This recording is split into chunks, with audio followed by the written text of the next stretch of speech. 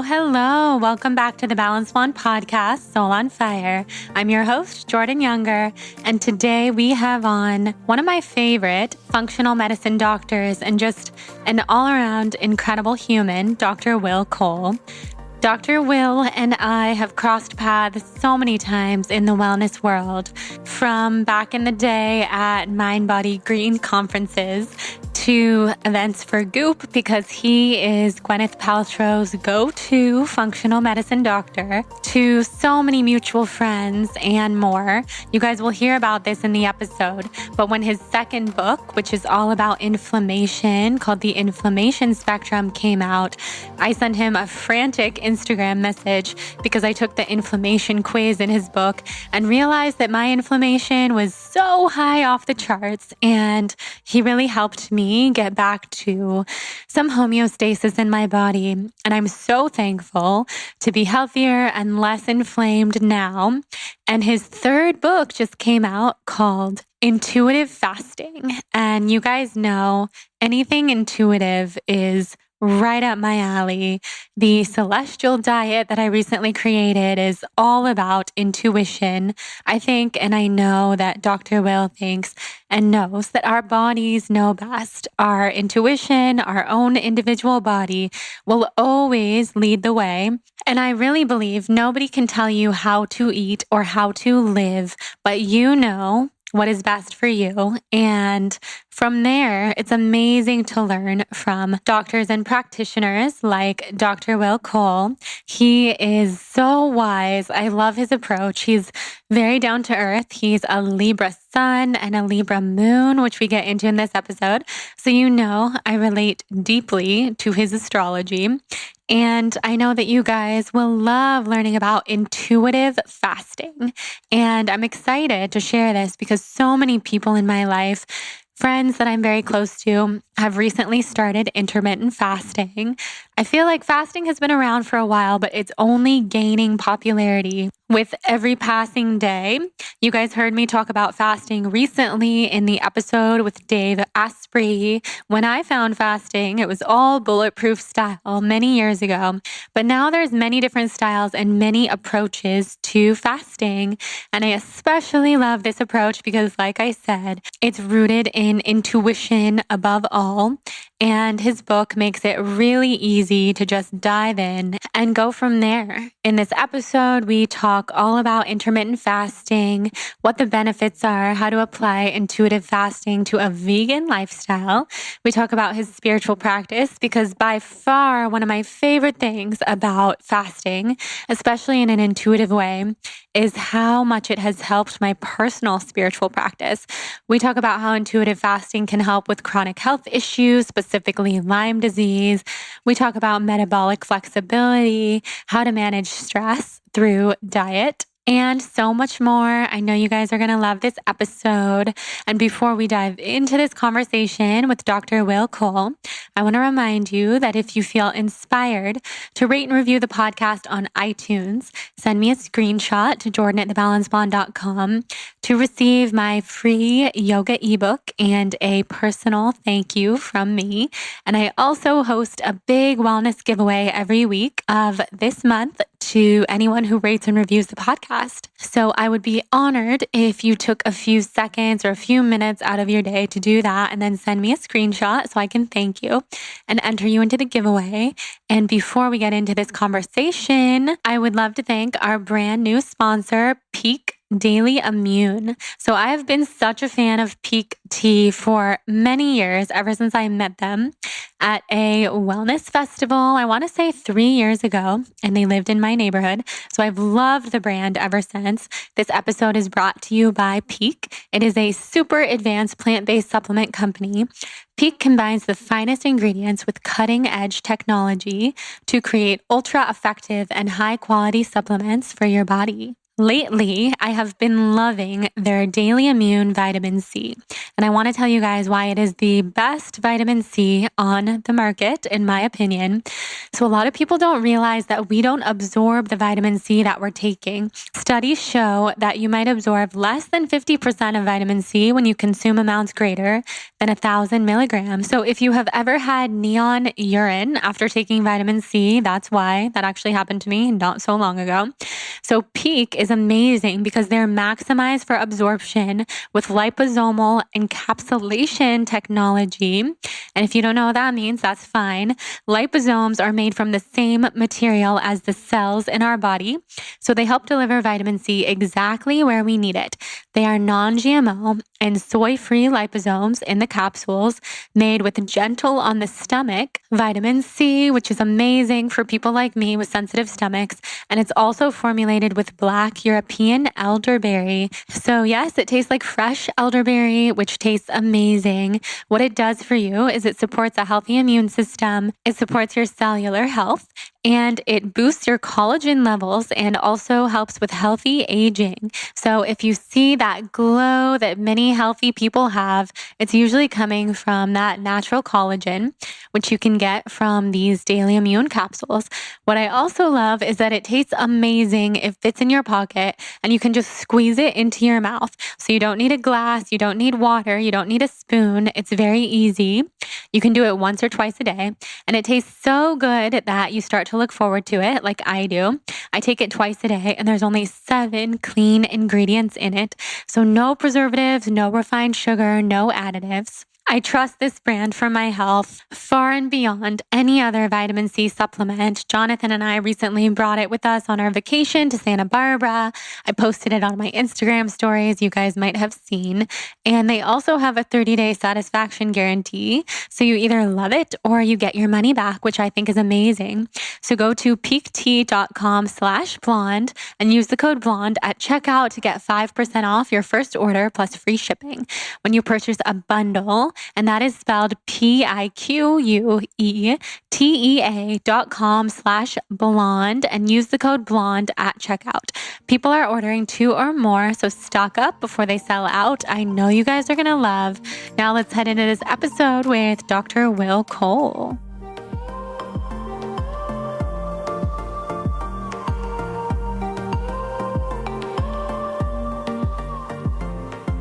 We are so in love, and we started as friends. Yeah. So that was really special because cool. We were friends for years. Good foundation. Yeah. How did you meet your wife? We met online, actually. Ooh. Back in the day when it wasn't a thing. Oh my God. Which website? It wasn't even a website. Oh. It was AI. You remember back in the day where there was AIM? Of course I do. I grew up on AIM. That was my life. Are we similar age? I don't know. Maybe I'm older. I'm 30. Oh, I'm 37. So I'm older than you. But anyways, AIM. 80s, 90s kids knows about AIM. And so I was such a weird kid. I was in high school and there was a drop-down menu for where you lived, and Uganda was next to United States. So I scrolled down and in high school made my profile as Uganda, never changed it. Oh my God. Like that, I didn't think anything of it. It was like a profile I didn't even use. She used to live in Uganda. Oh, wow. And was looking for people that she knew. And she reached out and said, "Hey, you're from Uganda. Let's connect about it." And then I didn't see it for a couple of days later. And then we just started going back. She was like a pretty girl. And I just started. Oh my God. I love that. She wasn't looking for anybody. I wasn't looking for anybody. It just happened. So how old were you? Just turned 20. Oh, so you guys have been together for a long time. Yeah. And what was your screen name? The most boring name ever, W. Cole. Oh, it was just your name. W. Cole. I had so many screen names, which were all crazy. But wait, that's amazing. Yeah. So then did you live in different cities or? Yeah, we lived here and then we lived there for a little bit, came back here, then went back here. I mean, when you met, were you guys long distance? We were bi-coastal for a while, but I was looking at schools out here anyways. So it was only a couple of months. And when I came out to visit the school, I stopped and visited her. So it worked out perfectly. The synchronicity was beautiful. Yeah, that's amazing. Yeah. And now you're married. You guys have kids. Yeah, 2 kids. How old are they? 14 and 11. Oh my God. You're a teenager. I know. I started young. How is that? It's crazy. It's trippy to see little...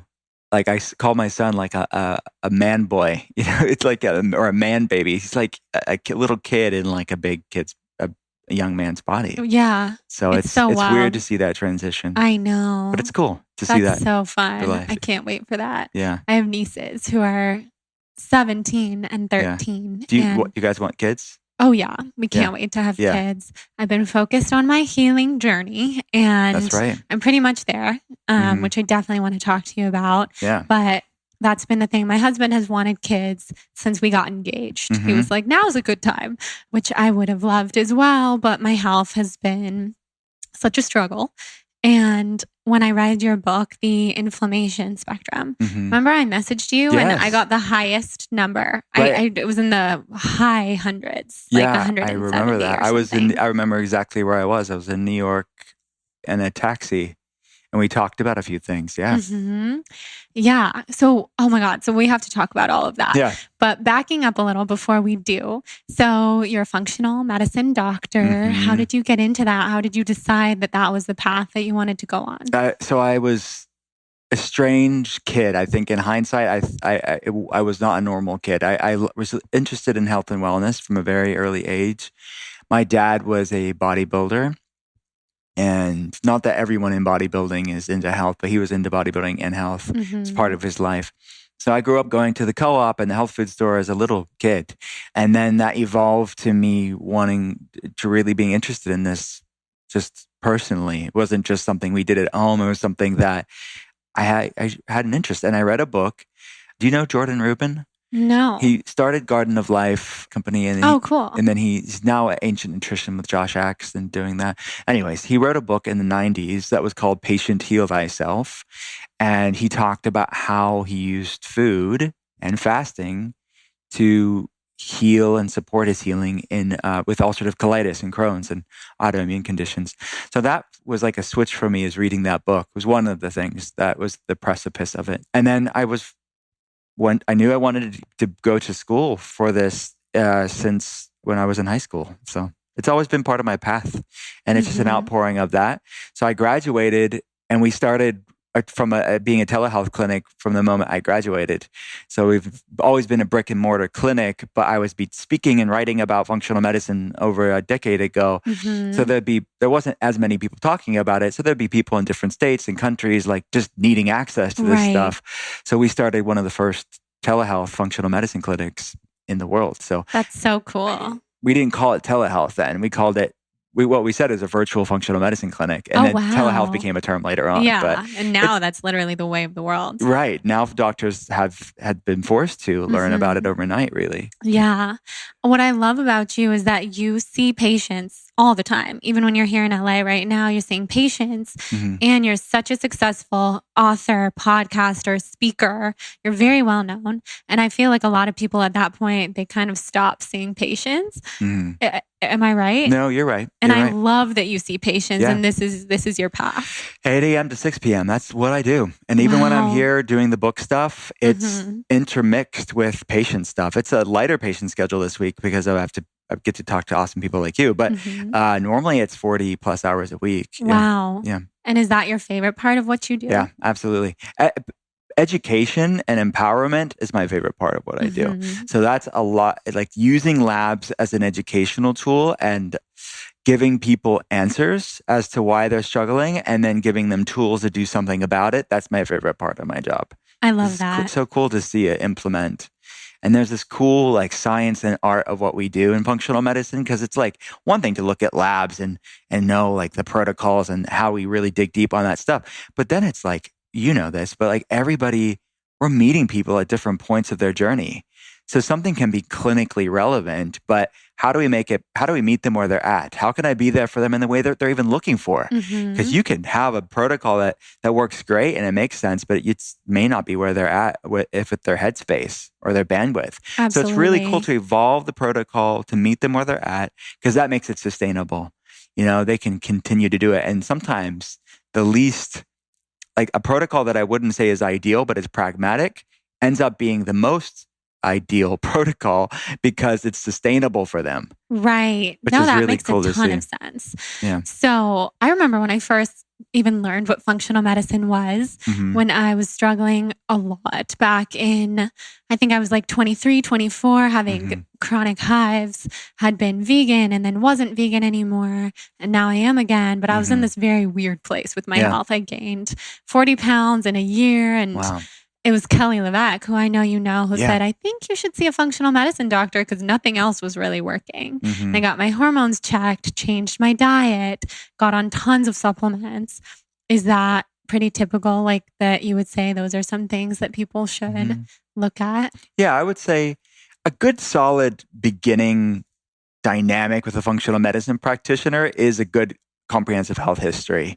Because the health history, we ask a lot of questions, and we both in the health history forum, but then during the conversation that I'm talking to people online. And obviously every functional medicine practitioner does things a bit differently, but there's a big deep dive at the front end to determine what labs are the most relevant for them. Because I don't want to be flippant and just casually running labs for the sake of it. I want to know, okay, what are the stones, so to speak, that are most likely to have something underneath it? So we're going to get solid data from multiple labs' perspective, from their vantage point, what's going on.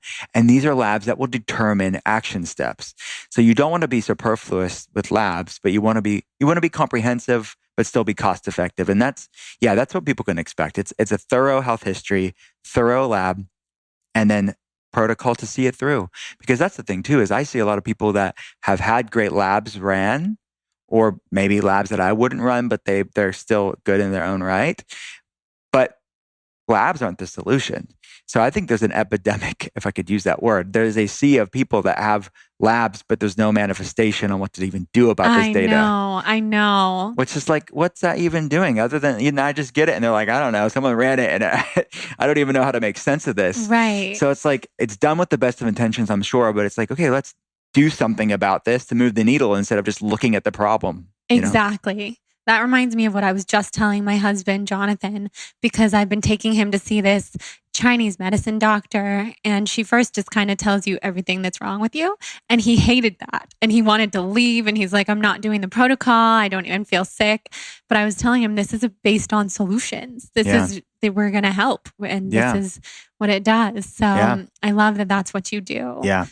Hey, it's not a quick fix, but it's a sacred responsibility for me. Yeah, it's a change for sure, and it takes time. I'm with most of my patients for about 1.5 to 2 years. I love that. Yeah, it's a long time. And you probably develop a really close relationship. Very with them. much so. That's how everybody should be with their doctor. It is. It's not for everybody. Like you said, like a lot of times people, when they get to a certain place or they write enough books or do enough stuff in their career, that's not their passion, right? And that's fine. It's like they want to educate in different ways. There's no shame in that whatsoever. But for me, it keeps me very sharp. It's because it's like, I couldn't imagine not seeing people and seeing how labs, because it helps my writing. It helps everything. It helps my ability to even communicate, because I explain things 10 hours a day to people to make this stuff approachable and accessible and usable. So it's so important to my work. Yeah. And you see what people need to hear, because you're seeing patients. So you're seeing what lands with people, what things that people have questions about. And so now you've written 3 books. Yes. So let's kind of go in order, because there's so much good info in each book. Thank you. So Ketotarian. Yeah. How did you start eating that way? How did you find that was helpful for people? And what is it? I was vegan for 10 years around that time. And I went from like vegan, vegetarian, because I would have eggs sometimes, but I was predominantly vegan for most of the time.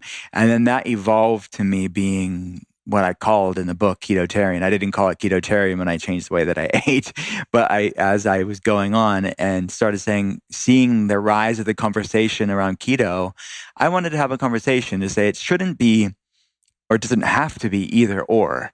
It could be both and that's been an aspect of my career throughout my entire time with patients and my books, is that let's harness the best of being plant-centric and plant-forward, at least predominantly plant-based, and the best of being keto-adapted. And that's what Ketotarian is. It's a clean ketogenic way of eating. It's flexible. It's not punitive. There's a lot of room for carb cycling and utilizing the best of both worlds. So Ketotarian was born out of my personal journey with food, and then seeing so many patients that are coming from the ketogenic community or coming from the plant-based community and wanting to say, oh, look, this is a tool, one of many tools in the toolbox that we can leverage the benefits of both. Is that still how you eat now? Yeah. Wow. Yeah. So it's not, so do you eat fish and that kind of stuff? Yeah. It would be like another simpler way to maybe that would help people to understand it. It's sort of a Mediterranean ketogenic diet that's cyclical, meaning that if I want to increase clean carbohydrates, I do that. I use it as a tool to gain metabolic flexibility. And that's really what I'm talking about in my newest book, Intuitive Fasting, because it's part of the same conversation. Right. I mean, Ketotarian is a fasting mimicking way of eating. It's mimicking a lot of the same benefits of fasting because high fat, moderate protein, low carbohydrate it's supporting something called mTOR, which is a pathway that supports longevity when you don't over support it. Fasting does that as well. They both support beta-hydroxybutyrate. So if you look at the research between ketosis or the ketogenic diet and fasting, you'll see a lot of same pathways explored because of its connection to beta-hydroxybutyrate. Right. Yeah. So the point is that's how I eat, but I do a cyclical approach. So cool. Yeah. And then you wrote the inflammation spectrum. Yeah. And that was super helpful for me. Thank you. I read that book when I was so inflamed and so sick. Yeah. And it helped me a lot. So tell us a little bit about that. That book was like, if anything's my 8 a.m. to 6 p.m. job, that's a lot of our approach. I wanted to have a functional medicine guide if you didn't have a functional medicine practitioner. So it's a good launching point to learn about your body when it comes to inflammation levels. So all of my patients are somewhere on this inflammation spectrum.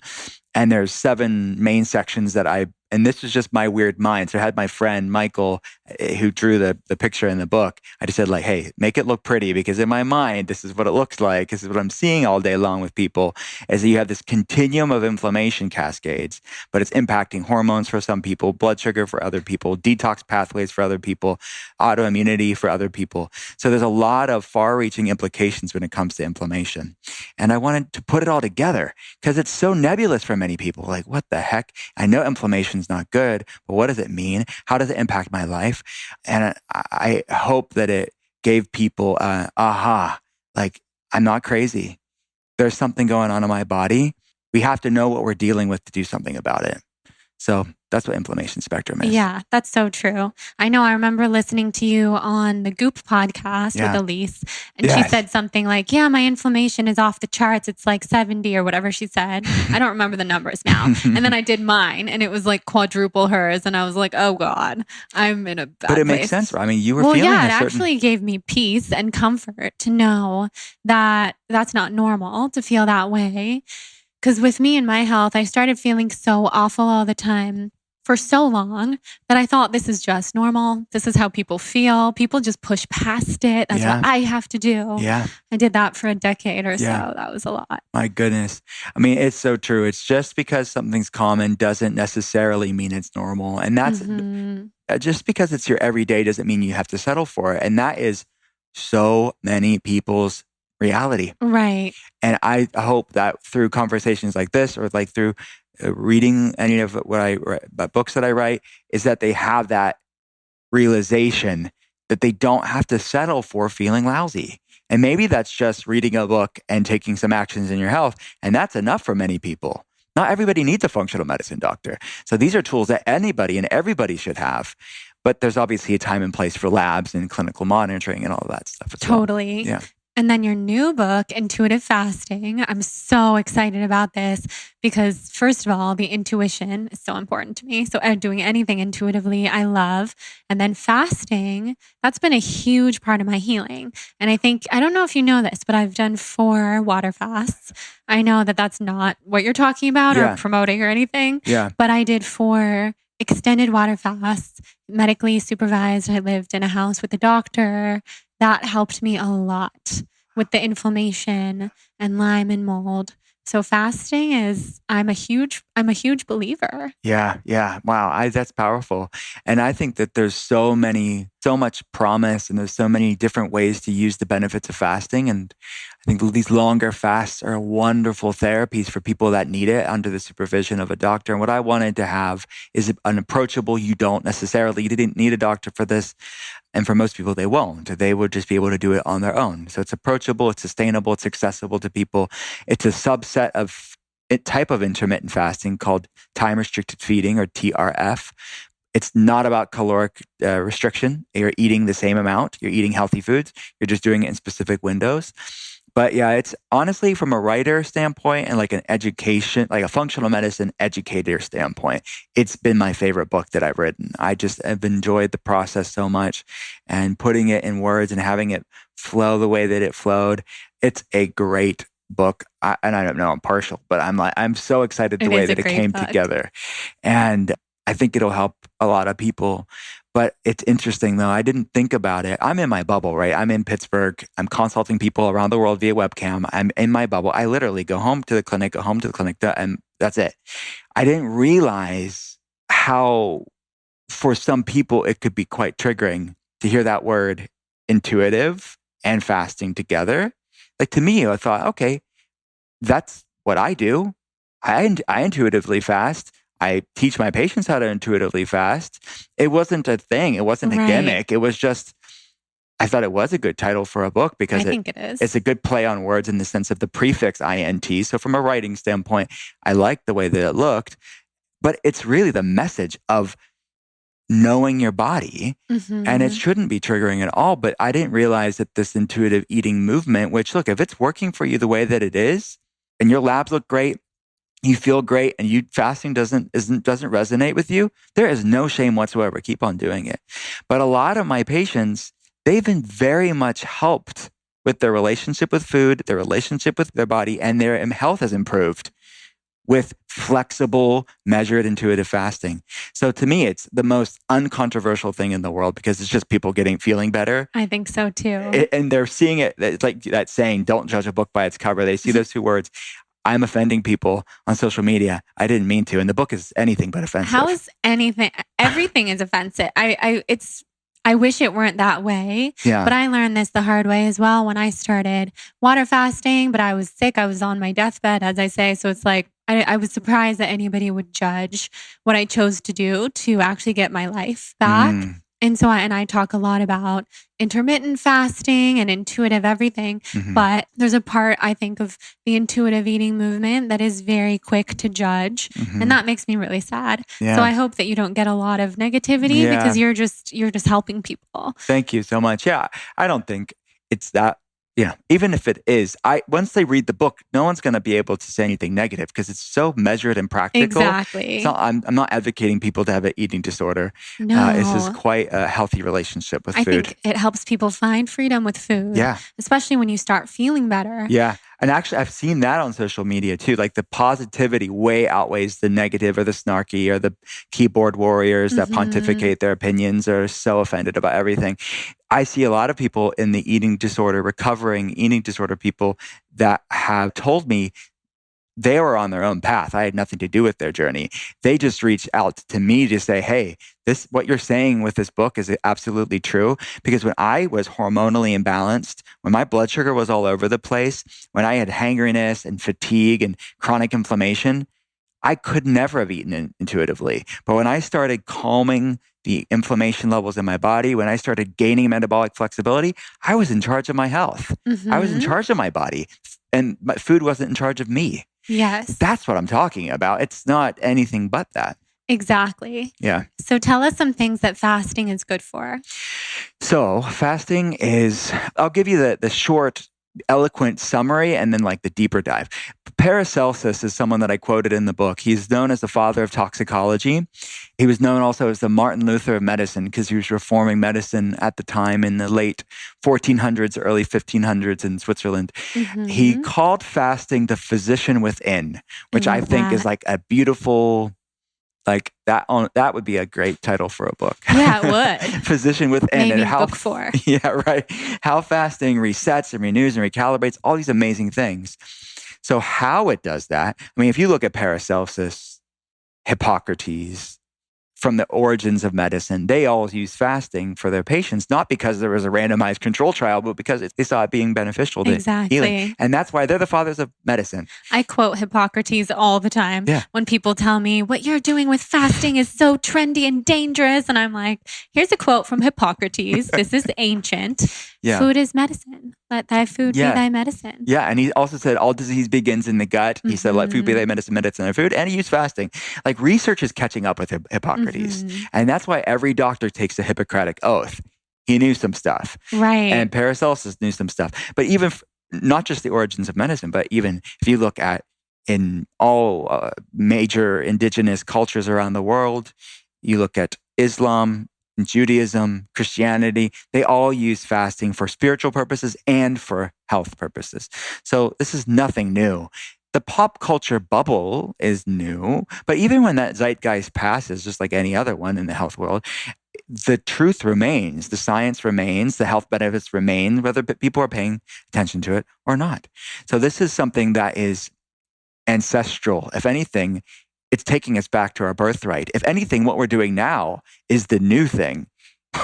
When you're looking at the totality of human history, how we're living our life in modern world, that is the fad. Yeah, exactly. If anything, fasting is like getting us back to actually not living a fad. That's how I feel. Yeah. So it's decreasing what researchers call the genetic epigenetic mismatch. So our DNA is living in this brave new world, and fasting and other tools are ways to decrease that chasm between genetics, our DNA, and the world around us, epigenetics. So fasting, there's a chapter in the book where I go over these 5 main factors of what makes fasting so freaking amazing. Number 1, it puts you in a state of ketosis. So your body is producing what's known in the research as the 4th macronutrient. So we have protein, fats, carbs, and ketones. So it's not just a way to burn fat. And people that are underweight, like you're saying, like you, when you were at your sickest, people that fast actually can gain muscle weight, because I see a lot of people with ulcerative colitis and Crohn's and inflammatory bowel issues, maldigestive issues. They don't need to lose weight. They need to gain healthy weight, but their gut's not absorbing things and they are in a state of inflammation. So actually, when you fast, it's beta-hydroxybutyrate. It helps with building lean muscle mass, A, and B, it helps repair the gut absorption. So the foods you are eating are better absorbed. You can actually gain weight if you are underweight. So it's the great physician. It's the physician within it. If you need to gain weight, you can gain it. And if you need to lose weight, you can lose it, because it's modulating leptin. It's doing a lot of things for people that have insulin resistance and leptin resistance. It helps to lower that.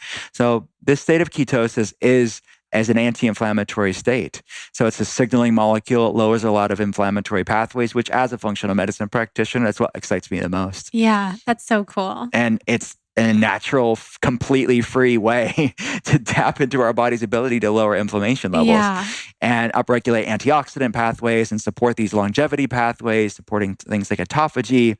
I mean, everything from your brain, increasing brain-derived neurotropic factor, increasing mitochondrial biogenesis. I mean, it does everything. There's a long list from your brain to your gut of what it's doing for you, but it's the physician within. It is. Tell us about autophagy, because I always think that's one of the coolest things that happens when we fast. It is.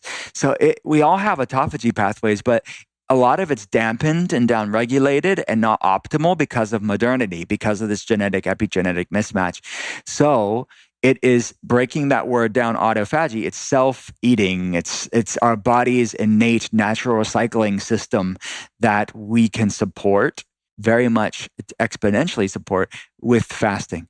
So it's a cellular resilience pathways. It's sort of our body's anti-accelerated aging pathway. And fasting is one way to support that. So cool. Yeah. How can we do this whole intuitive fasting program in your book if we are vegan? Is there a way to do it, that way? Absolutely. Yeah. So let's talk about first. I mean, what I'm talking about with intuitive fasting, when someone's metabolically inflexible, and they're bound by cravings and their body's out of control and there's like no true north on like what's even good for them, all of that is physiological proverbial noise in the body, because that's going to drown out that still small voice of your intuition. So I want people to find authentic intuitive eating, be in control of their bodies, and find food peace, but they have to have some semblance, doesn't mean they entirely are there, but they have some foundation of metabolic flexibility. So at that point, when they have proper hormonal signaling, proper neurotransmitter signaling, proper satiety signaling, blood sugar balance, they will be able to go longer without eating, and they will be able to know, okay, this food makes me feel good, this food doesn't. That's optimal environment for authentic intuitive eating and intuitive fasting. So how we're getting there is these vacillating, ebbing and flowing fasting and eating windows. So it's really at the heart of it is macro variability and food eating and fasting variability. You're not doing the same thing all the time. And the analogy that I use in the book is this proverbial yoga class for your metabolism. You're starting off with like a beginner yoga, then you dig a bit deeper and then loosen back up. So it's this constant sort of wave-like motion that I want people to expand and contract their metabolism to gain flexibility. So, if someone shows up to yoga and has never done yoga before, they're going to think this is unnatural, right? What the heck? The human body doesn't move like this? Yoga's not for me. Well, no, it's just something new. When someone's metabolically inflexible or metabolically rigid, that's like being on a musculoskeletal standpoint, rigid or inflexible. You have to keep showing up to that practice to gain metabolic flexibility. Right. So one of the weeks is the deeper fast. It's like that holding that warrior two pose, where it's like, if you're new at that, it's going to be a little bit strange. But the more you get rooted in your body and gain strength and flexibility and resilience, it will be a natural, intuitive thing. So that's what I'm having people do. To answer your question specific to vegans, sorry I got on a tangent there. All of that research, all of that practical application of fasting has little to do with the exact healthy way that you eat, right? So you don't have to adopt the exact plan in the book if you don't want to. You can eat the way that you eat. I would advocate not fasting your way out of a poor diet, but let's just assume start with healthy food. That's always the foundation. Right. And then from there, you can amplify your food as medicine protocol to the next level with these flexible fasting windows. So actually, most of the recipes in the book are vegan. So yes, there's out of 65 recipes, the majority is vegan. So cool. They have plenty of options there. But then, so this is what my continued conversation about Ketotarian. There's vegan keto, vegetarian keto, and pescatarian keto options. And then beyond that, there's these omnivore options as well for people. And then there's a break the fast section, which has a lot of soups and stews, things that are gentle on the gut to transition you out of the deeper fasts. Amazing. Yeah, so you can be vegan entirely. Love it. So how many hours a day do you eat for, like you specifically for your body? And then how many hours a day do you fast? This is what I do. And I want the same for people, because when they cycle through the 4-week protocol in the book, and they could take the quiz again, there's a quiz that I adapted from questions that I ask patients. They can retake that quiz after 4 weeks, see their score come down, and a few things will be gained. One, they'll have a better understanding of their body. They'll have more of a centeredness and body awareness in their relationship with food and their body. And they've used food as a meditation, mindful eating, and fasting as a meditation over the course of those 4 weeks. So they'll start to grow in intuition. And at that point, it may take 2 or 3 cycles for some people of 4 weeks to really get the hang of it. But what I want people to do is evolve the protocol that I put forth and completely change it to what works for them. That's bio-individuality. We're all created differently. So it's not going to look the same as you gain metabolic flexibility. You've used the protocol that I put together for you in the book as a template, as a starting point and a launching pad, but it's not your forever and ever. You can evolve the protocol as you evolve. That's intuitive fasting. It's like, I'm out of the way at that point because you know your body and you have agency over your body and your health. So how I do it is that exact same way. So some days I will say, I want to fast. It's like, feels good. When I start supporting beta-hydroxybutyrate, my brain is super sharp and clear. Inflammation levels are lower. I have optimal energy to consult patients throughout the day. I love that. I'll drink my tea and drink water, be hydrated, have some electrolytes. I'm great. The next day, I want to have a breakfast. And then I'll do a 12-12, which is what week 1 is in the book. And there's no shame in that. That's intuitive fasting. So there's this grace, there's this effortlessness, there's this lightness where it's not this, I have to do this. You show up for yourself, and present moment awareness is a major part of this, is that knowing you may have planned for this protocol that you thought, like, I want to do this for myself with the best of intentions. It was of service to your wellness, but you wake up the morning and you're like, I'm in tune with my body to know I don't need this today.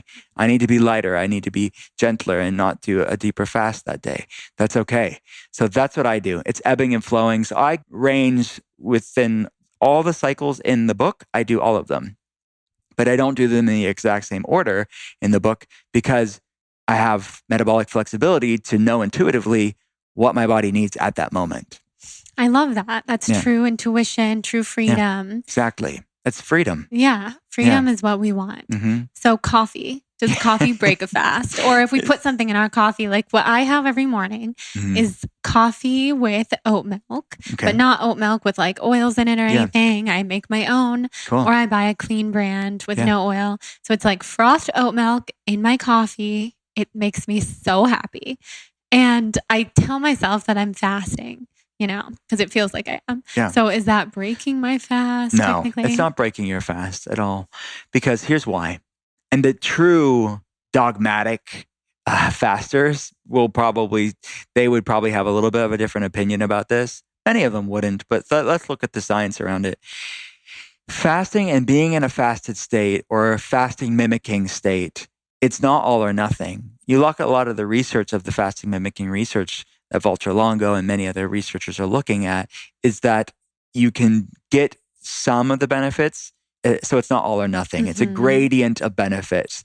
So let's look at that coffee. First of all, black coffee, you're going to get an agreement of most of the researchers and most of the fasting aficionados in the space would say black coffee is completely fine. Some people would say for some people, it'll impact insulin receptor site sensitivity, and it could therefore not be the most advantageous.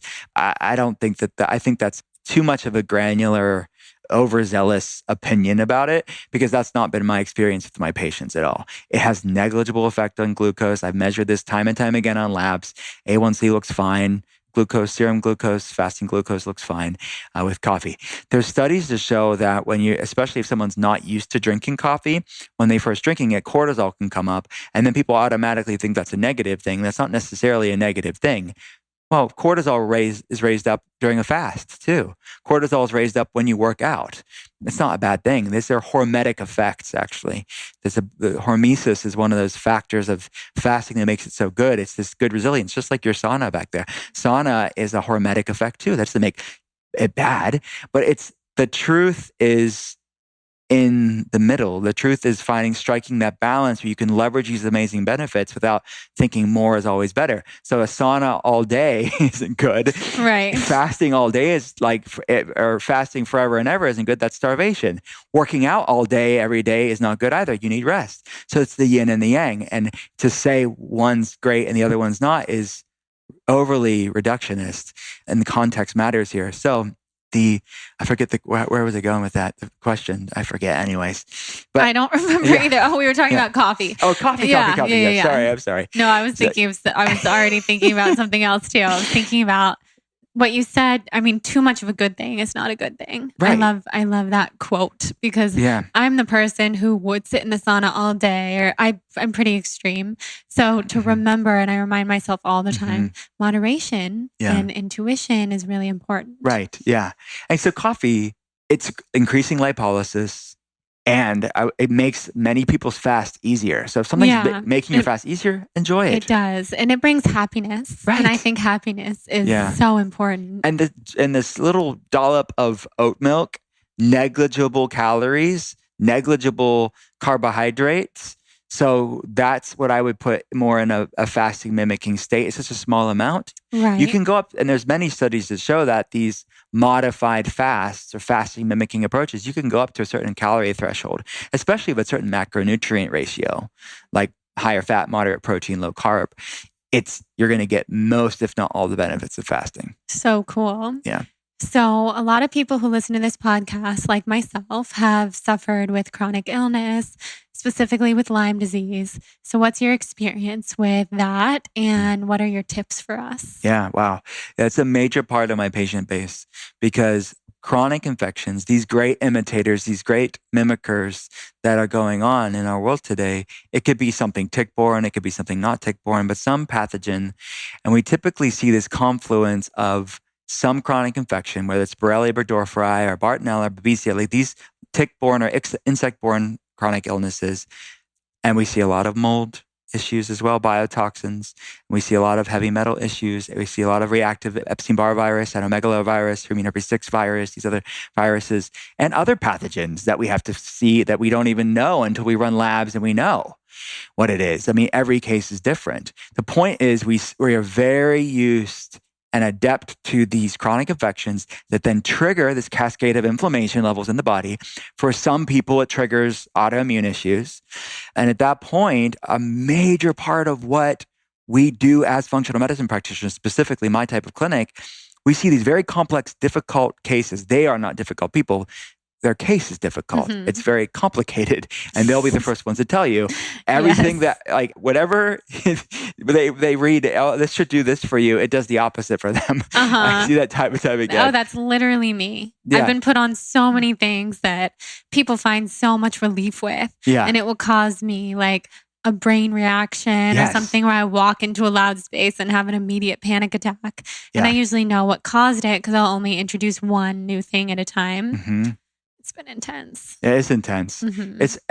I think that the catharsis and the healing for many people begins even before we even implement any protocol because they want to be heard and they want to know, because as you know, it's a very isolating place to be at of like, okay, I know my body. I know intuitively something's not right. And I'm told all over and over again with the best of intentions, you're just depressed. Here's an antidepressant, or, they're labeled with things like fibromyalgia and chronic fatigue syndrome. Well, they already know their muscles hurt. They already know they're chronically fatigued. That's not explaining why I have the problem in the first place. So they want to actually know what's underneath that hood, so to speak. What's causing those fatigue issues? What's causing the inflammatory flares? What's causing the fibromyalgia symptoms, or however it looks, the autoimmune issues? So my point and my heart and my passion is really to say, what are the pieces to your puzzle? And everybody's puzzle pieces are going to be different. And if I hung my hat on the same puzzle and the same pieces all day long, I'd be proven wrong 10 hours a day. And I have to keep an open mind. And that's that science and the art of what I do, is that knowing the labs, knowing the protocols, but it's meeting them where they're at, like I said earlier, Yeah. and looking at the facets of their health journey. So it involves a lot of things, but it's dependent upon the labs and what the case requires. Yeah. So do you test a lot of people for Lyme? Oh, every patient that is where it even looks slightly like it, if they have Mhm. an out of control autoimmune response, if they have chronic fatigue syndrome, and you have to understand that's 90 some percent of my patients. So it makes sense to rule those things out because they're the great imitators, because they're the great mimickers. So I want to look at the most likely things. Could it be Lyme? Yeah, it could be. Or it could be something mimicking Lyme. Or it could be a combination of things where it is Lyme plus this, plus this, plus this. It typically is multifactorial because there's definitely, of course, more studies needs to be done on this. But I have seen over the years some people that don't have a family history of autoimmunity, they don't have MTHFR gene variants, they don't have any other heterozygous or homozygous gene variants, their gut's healthy, they're just dealing with maybe a few hormonal problems. You can run a standard blood screening and maybe you added a Western blot or something like a lab like that. You will get some people that will come back positive for these conventional tests. They feel fine. They don't have any Lyme symptoms. Exactly. So to me, it's not just the pathogen and knowing that pathogen, but it's that pathogen. How is that pathogen interacting with that person's biochemistry? And what is that perfect storm that for them was the tipping point? Mhm. But for other people, it's living in harmony with their immune system. Exactly. Yeah. I know. That's what I think about so much. Yeah. Because everybody who I've met who's very affected by Lyme and mold and heavy metals, parasites, Mhm. all those things, most of us, we have a lot of these genetic mutations that you're talking about and compromised detoxification pathways and all these different things that causes the perfect storm. Yeah, right. So people think, well, I was never bitten by, I mean, that's super common here too. Like, I was never bitten by a tick. I never saw a I'm one bullseye of those rash. people as well. I have no idea. When I Yeah, was bitten by a tick, I believe that it happened, right, but I don't remember it happening. right. Yeah. And I mean, obviously, we know the statistics, and these are conventional statistics that many people won't see that classic sign, or they won't show up in the classic way. And it'll be dormant for years for some people. And then it gets triggered because of many other possible reasons. But yeah, those are the things. It's a journey. Like I said, I'm with them for about 1.5 to 2 years, but it's one of those things where we start seeing the light at the end of the tunnel. And something I said earlier that I think I finished the thought was that when that catharsis, that healing happens when they know they're not alone and they know, okay, we're going to figure this out. And I think if anything, the last thing they want me to say is like, everything looks great on these labs, even though they know intuitively like this is not normal. Definitely. And if I say that, I'm either not running the right labs or I'm not interpreting them correctly, or both. It's just not good enough. It's not good enough. It's not. To say someone in front of you that you see suffering, to say you're just depressed. Well, who wouldn't be depressed if they felt the way that they felt? Exactly. That's not an answer. Yeah. And for years, I received only good news about my health, but I felt terrible. I was tested for everything. I was told all the things that you said. Well, maybe you're just depressed. It looks like you just have eczema. We'll just put a steroid cream on your eczema. Oh, that's probably just candida. Yeah. All these things. Yeah. Where I knew this is not just candida. Yeah. I feel like I'm going to die. So I think it's incredible that you're doing these tests for people, and that I can definitely speak to how validating it is to have someone understand you and just know, like, okay, there's a reason that you feel this way and you don't have to feel this way forever. Right. Yeah. So that's the beginning of that hope. And then, of course, that's not end of it. Like I said, the labs are not the solution. The labs are just the action plan for the solution. Right. That's like the direction. But it's when they start feeling better that the real game changer happens, because there's this amazing, beautiful transition that happens clinically where it's a tipping point from protocol to owning it for your life. Because at that point, that's the intuition that I get to see with my patients, is that it's not Dr. Will Cole's telling them to do this. It's that, no, they love feeling so freaking fantastic more than they don't really miss anything that makes them feel lousy. That's ridiculous. So that's authentic intuitive fasting. That's authentic intuitive eating. That's authentic intuition of so much of what you speak about so eloquently. So that's what I'm talking about with intuitive fasting. That's what I talk about with my patients. So again, this is not controversial. This is getting people feeling better, and their labs are improving. Who's going to fight that, right? Yeah. If you see someone biomarkers improve, you have to be a pretty nefarious person to be against someone's inflammation levels coming down and their markers improving. I agree. I mean, and you talk about it from such a scientific standpoint with the labs and everything. Like, there's no arguing with that. No. So yeah, exactly. I love that. I want to talk about the spiritual component of your life and intuitive fasting. That's a great question. Thank you for asking me. People don't normally ask you that stuff. And this is a spiritual podcast. That's right. But can I say, first of all, I love your post recently of you really coming in and like learning in a deeper way of your spiritual self. It really resonates with me. Thanks for putting it out there. That's so nice. Yeah. So it's a major part of my clinical work with patients, because look, dealing with past trauma, that's the other piece of the puzzle for people. It's like that perfect storm. Part of that storm for many people, especially my patients, it's all the physiological stuff, but then it's the mental, emotional stuff and the spiritual stuff that's impacting their physiology. So that is this bidirectional relationship between our thoughts and emotions and spiritual walk and your physiology. When you feel like crap and you have chronic infections and gut issues and inflammation and hormonal imbalance, that's going to impact your mood. Like when you're told you're just depressed. Well, yeah, all this stuff's driving inflammation levels in my body and I feel like crap. But then on the other side of it, it is toxic work environment, unhealthy relationship, past childhood trauma. That stuff impacts your physiology. It raises inflammation levels up and perpetuates that cascade and flare-ups for people. So you have to deal with both sides of the coin. So it's a central part to my work, and you have to deal with both. Sometimes it's just us bringing awareness to people and coaching them on practical tools. Sometimes it's referring out, in addition to what we're doing in functional medicine, to a trauma specialist or an eating disorder specialist or a psychiatrist, like whatever's needed. I mean, another word for functional medicine is integrative medicine. Back to my earlier statement about Ketotarian or intuitive fasting, these seemingly paradoxical things, just like functional medicine, seemingly paradoxical. It's not either or, it's both and. Let's find the best tools that work for us that's going to enhance your health in a positive way. So that's the clinical stuff. The personal stuff it's a major part of my life. I mean, I can't show up for my patients every day when I am not at my best, or at least focused on being my best.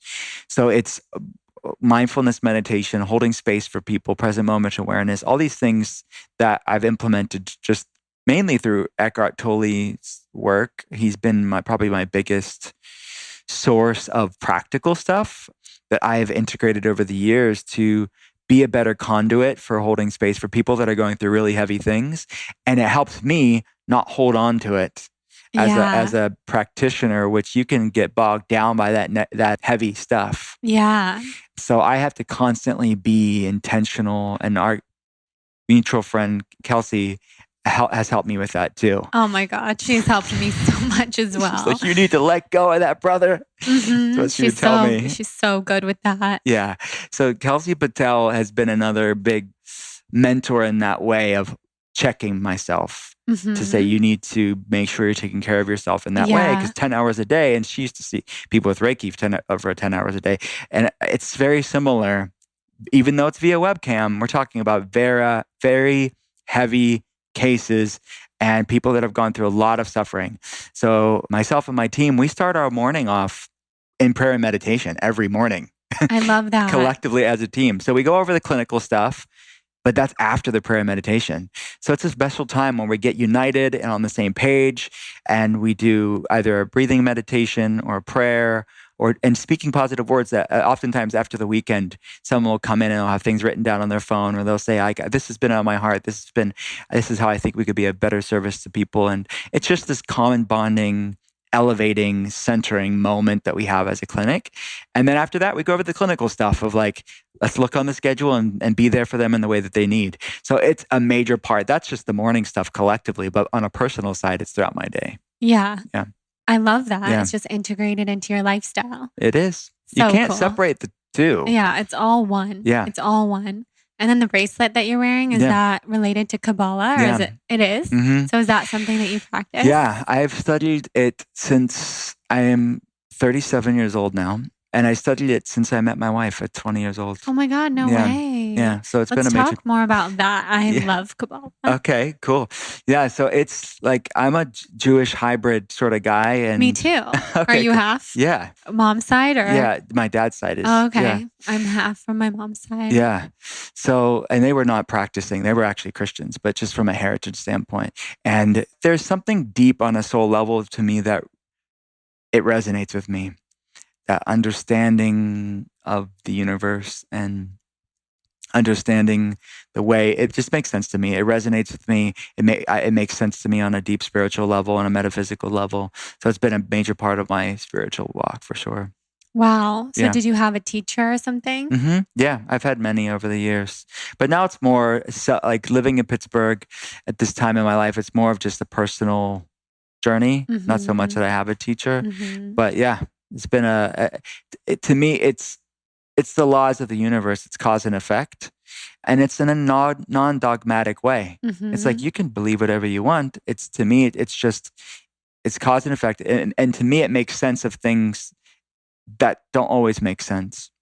So it's fascinating. And to look at the sort of codes or the inner meanings, the soul of the Torah is fascinating for me as well. So yeah, I could talk about it forever. I know, me too. Yeah. I'm so fascinated. That's so cool. Yeah. And that was one of the first things I noticed, your red bracelet. So cool. Yeah, thank you. Yeah. So I want to ask you some of the rapid fire questions that I ask everybody who comes on. Where do you see yourself in 5 years? You know, what I really want clinically, I was just talking to my clinic manager on the way here, on the Lyft ride over here. I was like, you know what? we want to take this group class model to the next level. So we normally do 10 hours a day, one-on-one concierge via webcam. That's what we mainly have done for the past 10 years. But recently we've launched this group model where we're able to talk to 100 people in an hour and a half, 2 hours, versus that taking up days and days and days of consults. Plus, it creates a community for people that are marginalized and isolated. They're stuck in their homes because of their health flare-ups, or no one understands them where they're at, or their family doesn't even understand them. So I feel like this group telehealth model is enabling people to have a community. They're not isolated on just a person-to-person level, but it enables us to help more people in a more efficient way. And we're able to lower costs as well, our overhead. So we're able to make it more affordable and more accessible. So in 5 years, like that's where my focus is professionally, is like, how do we get functional medicine more accessible, more affordable to more people? And how do we, as clinicians and practitioners, how do we keep our bandwidth open so we can be of best service to our people? So that's what I'm consumed with right now. You'd think it would be intuitive fasting, but it's actually not. Yeah, that's now. amazing. Yeah. Do you know your sun, rising, and moon signs? It's on my phone. Let's pull it up. Okay, we gotta pull it up. This is the perfect podcast, and I'm talking to the perfect person to talk to this about. Do you know Jennifer Freed? Yeah, I know who she is. Okay. So Jennifer Freed is a sweetheart. I love her so much. And you mentioned Elise Lunan at Goop. I said, like, I just wanted like life advice. It was about actually about the group class is what it was. This has been this was 2 years ago. And it was about the group class and wanting to know how, like, what I know it's a download for me, but I don't know how to make it happen. And she said, Elise Lunan, shout out to Elise, said, you need to talk to Jennifer Freed. And I think I met her once, but we just hit it off like so much. So I set up a phone call with her, and there we go. So in all candor, I don't know much about astrology. She's teaching me some. So I wrote it in my phone. Oh, good. Okay, so we got a whole list. I'm just coming from a functional medicine stuff, but I'm open. I'm curious. We can do a little reading. And So you tell me what this is. Okay. I'm a sun Libra and my moon is Libra. Ooh, you're a double Libra. When's your birthday? October 5th. I'm October 11th. What? Libras are my favorite people. Yes. You know, I was just talking, not to name drop, but Gwyneth Paltrow is a Libra as well. I know. I love her. Yeah, she told me the same thing. She's like, Libras are the nicest people. Libras are the best people. Yeah. When I found out that she was a Libra, I was like, literally, of course. I mean, so many people that I love are Libras. So you're October 5th and you're a Libra moon. Yeah. What does that mean? Okay. So I'll tell you what it means, but also what's your rising? Do you know? Okay, Which would be your ascendant? Taurus. Oh, okay. So you're Taurus rising. Can I just see the whole thing? I want to kind of your Pluto's also in Libra. Mercury, you have a lot of Virgo, Sagittarius, Gemini. You're pretty balanced. As a Libra, you're more balanced than I am because I am all air. So, Libra is an air sign. Right. And my entire chart happens to be air, a little bit of water, but I don't have any earth and I just have a little bit of fire. But your rising is Taurus, which is earth. And then your Mercury, Venus, and Mars are all in Virgo, which is more earth. So you're pretty balanced. So what it means to be a Libra moon on top of a Libra sun. So your moon sign that's your emotions. That's how you kind of naturally came into this world. The sun sign, as it's been explained to me, is something that we're always trying to become more of in this life. But the moon is very natural to us. So a lot of people feel more connected to their moon than their sun. Wow. So you, being a double Libra, you're just so Libra. And I see it in you. Libras are very charismatic, friendly, balanced, but we also strive for balance, struggle with balance. Yeah. Indecisive. Are you indecisive? Yeah. I am the most indecisive person, and it's being such a Libra. Because I overthink it. Exactly. Yeah. That's part of the reason why I reached out to Jennifer Freed, because I was like, I don't know what to do with this. Yeah. And she gave me direction through this. Oh, good. How I could explain this is that list that you're reading off, and I knew nothing about it. I just was open mind, let's see what this can do for me, and just curious about it. It was like having 10 therapy sessions in one because of what she it's knew so off of tailored. that. It's so tailored to you. Yes, exactly. Just like functional medicine. Yeah, exactly. I love astrology for that reason so much. And we talk about the Kabbalah earlier. That is, I mean, you look at the Old Testament and the Bible, and Christians and even Jews don't realize the beauty the spiritualism that's in the Old Testament. Talk about Yom Kippur and Rosh Hashanah and all these festivals that we're at. They're all on new moons and full moons and specific times. And I heard it even said, a rabbi told me once, and I don't know if this is true or not, but I think it sounds true to me, is that in the Bet HaMikdash, in the Holy Temple, there was zodiac signs in the temple. I believe it. So yeah, it's like a God thing to me.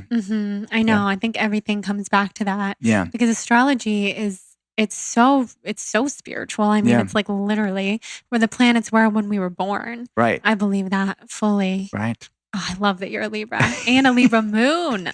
And then your Taurus rising. That's how the world perceives you. That's how you're perceived by others, the rising, which is very grounded. Tauruses are all earth, maybe a little bit stubborn, and just, very grounding people. Cool. Yeah, I love it. So do you know your human design? No, but I've heard that I get comments on social media that says that like changed their life. Yes. Do you know what time you were born? In the evening. I don't know. But you don't know okay, no. Well, maybe later you can send it to me. I will. If you have your birth certificate or one of your parents has it, I'll look up your human design. All right. I would love to know. Yes. I think I'm pretty good at guessing people sometimes. I think you would be a generator or a manifesting generator. I could be wrong, but that would be a very like self-generated person with a lot of energy. And like, it seems like you make your ideas happen. You bring your ideas to life pretty easily. You could also be a manifester. I'm a reflector, which is it's 1% of the population, and we're mirrors to people. Wow. So I'm always to live in alignment with my design, trying to be more of a clear channel, which is why I love fasting. Yeah. And so that I can really reflect people back to themselves. I love that. That's my purpose. Yeah. I definitely can see that in your life. Like I said, even with these recent posts and what you're putting out into the world, it was reflective. So that's what I want. Yeah. Yay. That means I'm living my design. Yeah. That's good. So we'll look up your human design. Who is your inspiration? Well, I could give an answer that is the truth for me, but it's going to sound cliched. But it's absolutely authentically true as my wife. She is my inspiration. So I've known her since I was 20 years old, and we grew up together. We had an unconventional marriage in the sense of who the heck gets married at 20 years old and has kids really young. And I got to grow up with her, and she's an amazing human being. So she's like my Yoda in a way, but like a beautiful Yoda, not like a little green man Yoda. But so she's definitely What's my her name? inspiration. Amber. Yeah. So amazing. Yeah. I would love to meet her one day. She's beautiful. Yes, you guys would love each other. I'm sure. Yeah. Yes, we'll have to make that happen. Yeah. She's an Aquarius, so whatever that means. I love Aquariuses. Yeah. So you guys are an air sign couple. And my son is Cancer, so that's water, right? Yeah, water. And my daughter is a Taurus. Oh, wow. Earth, right? You guys are pretty balanced. Yeah. We just don't have a fire in the family. We don't have. I know. Yeah. I know. My husband is a fire sign. Right. He's Leo. Oh, He's wow. very Leo. And so is my dad. Two cool. Leos. Yeah. I'm obsessed with astrology. Yeah. That's so your awesome. wife's birthday, when's her birthday? February 16th. Cool. Yeah. So it just happened. Yeah, it just happened not too long ago.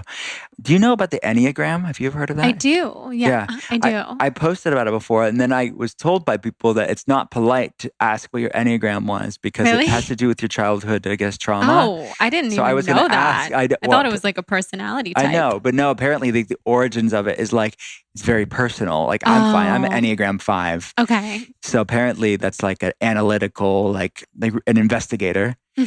So do you know your I'm Enneagram? a 4.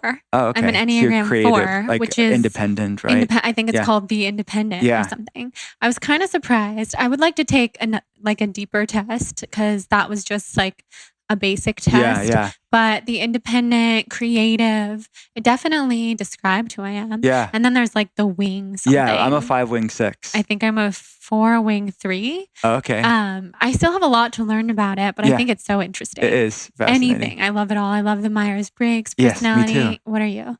I don't know my Myers-Briggs. I think I'm an ENFJ. Yes, but I get that I confused. definitely would be an I something, but yeah. Introvert? Oh, yes. You seem like you're not an introvert. No, I am an introvert, believe me. I love people. I Mhm. love people, but I just like fueled as I think because I'm talking to people 10 hours a day, I just definitely need fueled with some stillness and Me too. silence. I'm an introvert, but Yeah. all the tests tell me that I'm an extrovert. But I Interesting. definitely recharge alone. And then being a reflector, that's like a very introverted type. We have to be alone. We're encouraged to only be around people for 3 hours a day, which I love. And I can actually do that in my lifestyle. And I need it. Yeah. Yeah. Mhm. Beautiful. I know. So coffee or tea? Tea. Oh, Earl you're not a Grey coffee tea. person. Earl Grey tea would be I'm not picky with tea. I'll never turn down a cup of tea, but Earl Grey tea is probably my favorite. Amazing. Are you a night person or a morning person? Morning person over a night person. Yeah. What time do you wake up? Dependent. I would say between 6 and 6:30 normally. Oh, that's pretty early. And then, in Los Angeles, when I'm jet lagged from the East Coast, it's 3 a.m. My body's like, get up. And I'm like, no, go back to sleep. The time change. Yeah. If you had the chance to meet anyone, who would you want to meet? I've been really fascinated with Malcolm X recently and like his life and just so misunderstood, I think. So he was a beautiful soul. So I would say him right now. Yeah. I love that. Yeah. So I can ask you this question. I don't ask everyone this, but I know that you are a Bravo fan because we talked about this. Yes. Who's your favorite housewife? Oh, man. Well, I have to say, I guess because I just did an Instagram Live with Tamara Judge. She's not on the show right now, but can I say her? Yeah, Tamara counts. I think my favorites are no longer really on the show either. So, yeah. Yeah. Who's yours? Well, I love Tamara. I've always loved Vicky. I think Vicky is hilarious. And I was a Lisa Vanderpump fan. Oh, okay. She's yeah. gone now. She's gone. I know. Yeah. But Beverly Hills, I like Erica. I love Erica. She seems very likable and cool. Yeah. What about Salt Lake City? Salt Lake. For viewership, like from a viewer standpoint, it's Mary. Yeah, she's amazing. It's Mary is unintentionally, she doesn't realize it. She's hysterical and so eccentric. She totally is. Yeah. Love her. Yeah. I also love Heather and Meredith. Yes, they're all cool. I like that. I like that cast season. for sure. I know. Yeah. Amazing. So where can everybody find you? Thank you so much. Everything's at drwillcole.com. That's drwillcole.com. Instagram at Dr. Will Cole, all the things. Yeah. Amazing. And then if you could leave us with one tip, what would it be? Health tip or anything really? Well, a major mantra at the clinic that I think would speak to your audience is you can't heal a body you hate. You cannot shame your way into health. You cannot obsess your way into wellness. I want people to know that. It's a message that I say a lot, but it's an important message because a lot of times people can go in with a great health tool, but coming in and using that great health tool with a sense of shame and punishment. And that's the antithesis of sustainable wellness. I love that. Thanks. Oh my God. I think that's so true. When I started to really love my body, everything about my body, and just not think about changing my body or what was wrong with it or anything, I know that's when I started to heal, truly heal. Yeah. That's so beautiful. Absolutely. Thank you so much for being here. Thanks this for is so having fun. me. Appreciate it. Of course. All right. Thank you guys so much for listening to this episode with Dr. Will Cole. He's so amazing. I learned so much from him in this episode, and I could have talked to him all day about his astrology, about Kabbalah, and of course about intuitive fasting, intuitive eating, all things predominantly plant-based lifestyle and beyond. And I also want to thank our incredible sponsor for today's episode, Peak Tea. I love Peak. Their daily immune supplement has changed my life. So be sure to go to peaktea.com/blonde to get that special deal. Try their daily immune and notice how it will change your life, boost your collagen, make you feel really glowy, boost your immune system, all the things. They're so amazing. I'm obsessed with this brand and I'm very excited to be partnering with them on the podcast as a new sponsor. So show them that TBB love over at Peak piqutea.com. That is piqutea.com/blonde, code blonde for that special deal. Also, if you feel inspired to rate and review the show on iTunes, I would be so grateful. And if you could send me a screenshot to jordan@thebalancedblonde.com, then I can thank you and enter you into this week's big wellness giveaway. Thank you guys so much for being here. I'm so happy to connect with you always. Also, one final thing, if you haven't checked out TBB Podcast on Instagram, head over to that account. We recently revamped it. There's somebody new working on it. The aesthetic is very special, very vibey. It's a whole mood. So head over there, check it out. Tell me what you think. I try to get back to all the comments and all the DMs as always. And I hope everybody has an amazing day. I'm sending you so much love, so thankful for you, and we'll talk soon. Mwah.